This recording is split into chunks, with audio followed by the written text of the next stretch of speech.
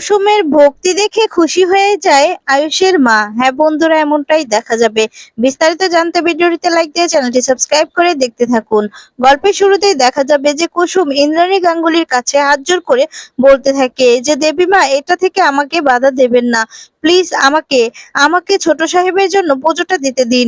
উনি তো যতই হোক আমার সামনে। তখন দেখা যাবে যে ইন্দ্রাণী বলতে থাকে, আমি চাই না তুমি আমার ছেলের জন্য কিছু করো। তুমি আমার ছেলের জন্য তোমার কি বা চাও আছে? তুমি কি চাইবে? পুজো দিয়ে তো মানুষ এটাই চায় যে তার স্মৃতি সিঁদুর যেন অক্ষয় থাকে, কিন্তু আয়ুষের জন্য তোমাকে এটা চাওয়ার কোনো দরকার না। তুমি আমাকে কথা দিয়েছো যে তুমি আয়ুষকে ছেড়ে চলে যাবে, আর তাই তুমি নিশ্চিন্ত থাকো। এরপর বলতে থাকে যে দেবী মা, আপনি নিশ্চিন্তে থাকুন যে আমি ছোট সাহেবকে সারা জীবনের মতো ছেড়ে চলে যাব, কিন্তু কিন্তু অগ্নি সাক্ষী করে আমি ছোট সাহেবের সাথে 7 পাক ঘুরেছি। উনি আমাকে সিঁদুর পরিয়ে দিয়েছে, আর যে শঙ্খটা আমি স্যারের জন্য পরেছি, ছোট সাহেবের জন্য পরেছি, সেটা আমি কি করে এত সহজে মুছে দিব? আর তখন বলে, সেটাও কি আমাকে বুঝিয়ে দিতে হবে, বলে দিতে হবে? এটা তো শুটের বিয়ে, নকল বিয়ে। সেটাকে সত্যি সত্যি বিয়ে ভাবার তো বন্ধ করো, আর নিজের মনকে বোঝাও যে তুমি এই বিয়েটা করেছো নকল, এই বিয়েটা নকল ছিল। তখন কুসুম বলতে থাকে যে দেবী মা, আমি সেই বিয়ের কথা বলছি না। আসলে আমাদের আমাদের বিয়েটা যেখানে একটা ঘন বিবাহ হয়েছিল, সেখানে হয়েছিল। ওই বিয়েটা তো সত্যি ছিল, ওইটাকে আমি নকল নকল কি করে ভাববো? আর তখন বলে, মেনে নিতে হবে, তুমি তোমার শাখার সিঁদুর সমস্ত কিছু, শাখা বালা সমস্ত কিছু মুছে ফেলো।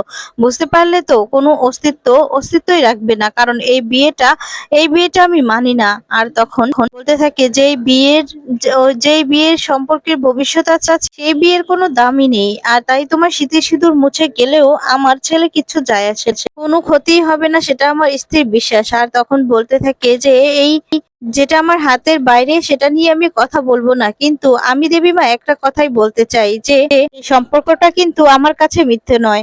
আর তখন বলতে থাকি, কিন্তু এই সম্পর্ক আমি কিছুতেই অস্বীকার করতে পারবো না। আপনি না চাইলেও আমি সারা জীবন আয়ুষ্মান গাঙ্গুলির পরিচয় পরিচয় নিয়ে আমি বাঁচবো। তখনই কথা শুনে ইন্দ্রাণী অবাক হয়ে যায়, বলতে থাকে যে দয়া করে আপনি আমাকে ক্ষমা করে দিবেন। আমি আপনার সব কথা মেনে চলবো, সব কথা মেনে চলবো। আমি ছোট সাহেবের সামনেও যাব। আপনি যে করেই হোক ছোট সাহেবের জীবন থেকে মুছে দিতে পারেন আমায়, কিন্তু বলতে পারেন যে নতুন করে জীবনটা শুরু করতে। দয়া করে আমাকে এই কথাটা বলবেন না যে আমি আমার শীতের সিঁদুরটা মুছে দিব, সেটা আমি পারবো না। আমাকে পুজোটা দয়া করে দিন, দয়া করে পুজোটা করতে দিন, আপনাদের সাথে যেতে দিন। তখনই দেখা যাবে দেবীমা বলতে থাকে যে না, তুমি আমাদের সাথে যাবে না। একবার যখন বারণ করছি, তুমি পুজো দিতে যেতে পারবে না, সেই বাড়িতে তুমি পা রাখবে না, এটা আমার শেষ সিদ্ধান্ত। এই বলে ইন্দ্রাণী চলে যায়। তারপর কুসুম কি করবে বুঝতে পারে না। এদিকে দেখা যাবে মীনাক্ষী রান্নাঘরে চলে আসে আর বলে, ওরে বাবা, খিদে তো আমি আর সহ্য করতে পারছি না, আমার তো খিদের জানটা চলে যাচ্ছে। যাক বাবা, কেউ তো এখন নেই, এই সেই ফাঁকে আমি দু একটা মিষ্টি মেরে দেই। এই বলে দেখা যায়, দেখতে পায় যে কি আছে সেটাই খুঁজতে থাকে। তখনই দেখতে পায় যে মিষ্টি। তখন বলে, এই তো আমার ফেভারিট মিষ্টি। আর তখনই সেখানে দেখা যায় চলে এসেছে অনুশ্রী এসে বলতে থাকে যে কাকিমণি, কি করছো তুমি? আর তখন বলে, মা তুমি তো মন্দিরে যাবে, যাও মন্দিরে যাও, তুমি এখানে কি করছো? তখন বলে, আমি তো তোমায় খুঁজতে খুঁজতে এখানে এলাম, তুমি এখানে কি করছো? আর তখন বলে, এই তো আমরা সবাই উপোস করে তো মানে শিবের মাথায় জল ঢালবো, বাড়ির ছেলেরাও তো খাবে, আর তার জন্য দেখতে এসেছিলাম যে রান্না বান্না আছে কিনা। তখন অনুশ্রী বলে, ও তার মানে তুমি এসেছো যে রান্না বান্না দেখতে, নাকি নাকি তুমি মিষ্টি চুরি করে খেতে এসেছিলে? আর তখন বলে, এই তোমার সাহস তো কম নয়, তুমি আমাকে চোর বলছো? তখন বলে, না না, আমি তোমাকে চোর বলছি না, কিন্তু কেউ যদি মিষ্টি এভাবে লুকিয়ে লুকিয়ে খায়, তাহলে তাকে কি বলে বলো তো? চোরই তো বলে। তখন বলে, এই তুমি কিন্তু বেশি কথা বলছো। তখন বলে, আচ্ছা আচ্ছা ঠিক আছে, তুমি রেডি হয়ে নাও, ঠিক আছে, বাকি কথা পরে হবে। ওইদিকে সবাই রেডি হচ্ছে, তারপর সবাই মিলে আমরা একসঙ্গে শিবের মাথায় জল ঢালবো। এই বলে দেখা যায় সেখান থেকে চলে যায়। আর তখন বলতে থাকে যে কি বলছি কি, কুসুম নাকি আমাদের সাথে গাঙ্গুলি পরিবারে মানে পুজো দিতে যাবে, সেটা কিছুতেই হতে পারে না, আমি দিদিকে এক্ষুনি বলবো। অন্যদিকে দেখা যায় কুসুম তো বাইরে চলে আসে, আর তখন কাঁদতে থাকে আর বলতে থাকে যে ছোট সাহেব আমাকে স্ত্রী হিসেবে মানে, কিন্তু এদিকে তো দেবীমা ছোট সাহেবের নামে পুজো পুজো দিতেই দিচ্ছে না। বুঝতে পারছি না এখন আমি কি করব। দেবীমা তো মন্দিরেও যেতে বারণ করেছে, কিন্তু আমি তো ছোট সাহেবের স্ত্রী হই, আর ওনার নামে তো এই পুজোটা আমাকে করতেই হবে।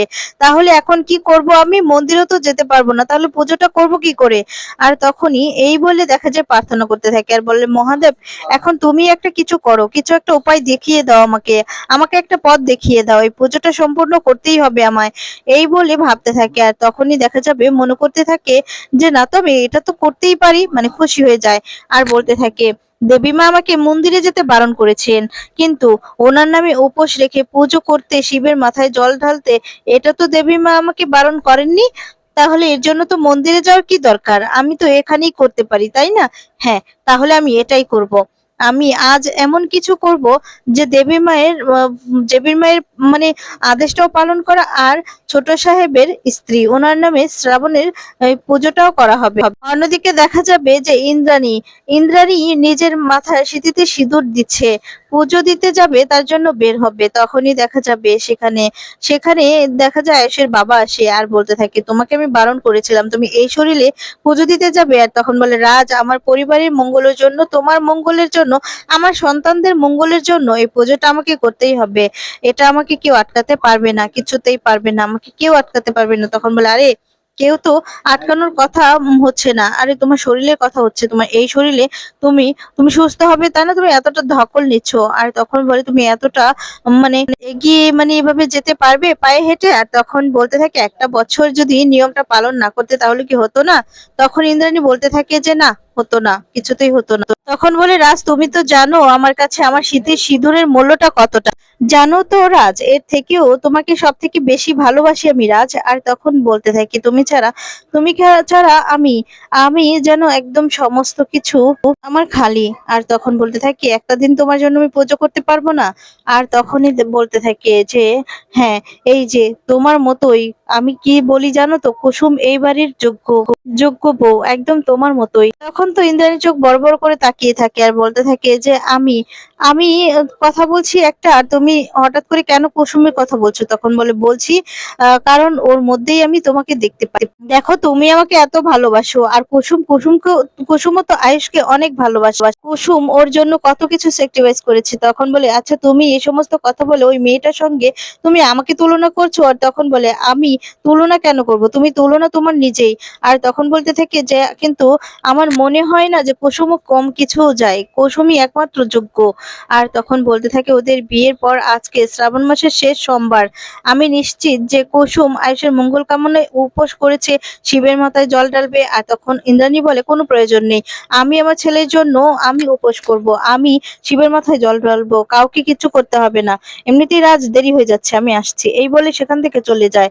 তখন দেখা যাবে আয়ুষের বাবা বলতে থাকে যে, বাবা, এই তুমি মানে যতই তুমি আয়ুষের জন্য মঙ্গল কামনায় পুজোটা করো, করতেই পারো, কিন্তু কুসুমও করবে সেটা আমি জানি। আর তখন বলতে থাকে যে, ইন্দ্রাণীর কথা শুনে কেন যেন মনে হচ্ছে যে কুসুমকে কুসুমকে আবার মানে কুসুম কি তাহলে এই পুজোটা করবে না, কুসুমকে সরিয়ে দিচ্ছে, কুসুমকে করতে দেবে না। অন্যদিকে দেখা যাবে যে কুসুম মহাদেবের কাছে বলতে থাকে যে, মন্দিরটাই যে বড় তা নয়, আমি যদি এই পুজোটা দিতে চাই তাহলে এখান থেকেই দিতে পারি, মনের ভক্তিটাই হচ্ছে বড় ভক্তি। এটাই ভাবতে থাকি আর খুশি হয়ে যাই। এখন বলে, এখানে থেকে যদি আমি মনের ভক্তি দিয়ে পুজোটা করি তাহলে আমি জানি মহাদেব, আপনি ঠিক আমার এই পুজোটা গ্রহণ করে নিবেন, এটা বলেই খুব খুশি হয়। তারপর এদিকে দেখা যাবে কুসুম তো পুজো দেওয়ার জন্য সমস্ত কিছু রেডি করে ফেলে। অন্যদিকে দেখা যাবে মীনাক্ষী, ইন্দ্রাণী আর অনুশ্রী তিনজনেই বেরিয়ে পড়ে পুজোর উদ্দেশ্যে।